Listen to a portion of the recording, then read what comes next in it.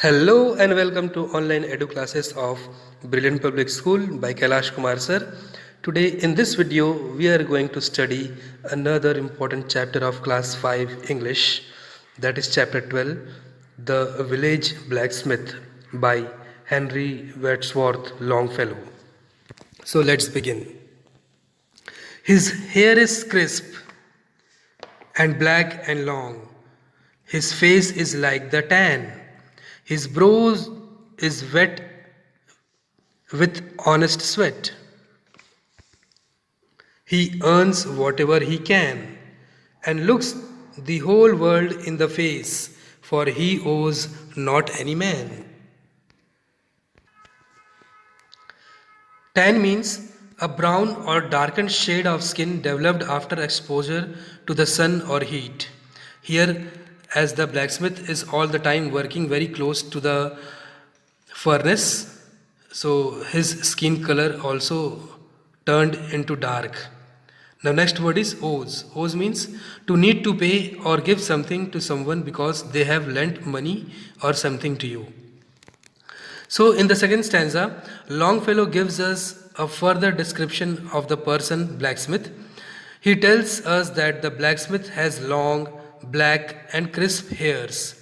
The next thing is his face, which is tan, means brownish appearance. After the first two lines, the next four lines are very important, children, with respect to the meanings and connotations. The blacksmith's brow is wet with honest sweat, and he earns only what he can. The poet is hinting at the honesty and satisfaction of the blacksmith. He does not borrow from anyone because he earns as per his capacity and does not demand more. He is not greedy, and a person who does not owe to anyone can live a life happy and glee.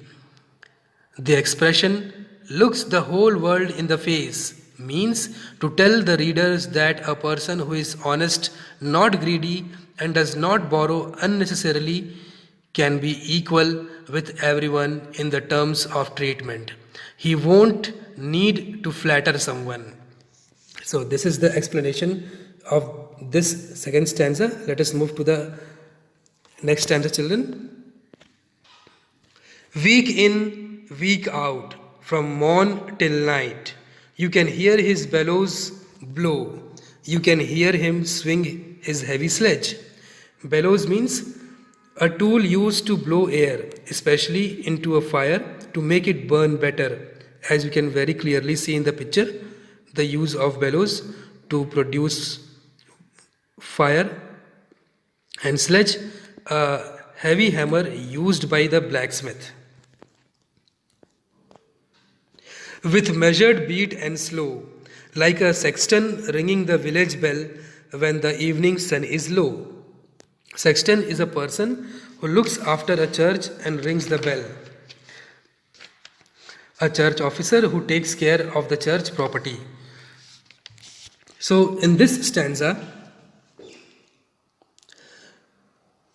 these lines are all praise for the blacksmith's labor, his hard work that he does from the morning to the evening until the sun sets. The sounds of his sledge, his heavy hammer, the sounds of his sledge sound like the village bell. A person can always hear his bellows, the set up to the heat the iron to be able to forge it. And this goes on every day. The person who passes from that place, they can always hear the sound of the sledge, the heavy hammer, and this sound has been compared with the sound of the bell, which you can or which anyone can hear from far away from that place. So thank you all. Have a blessed day.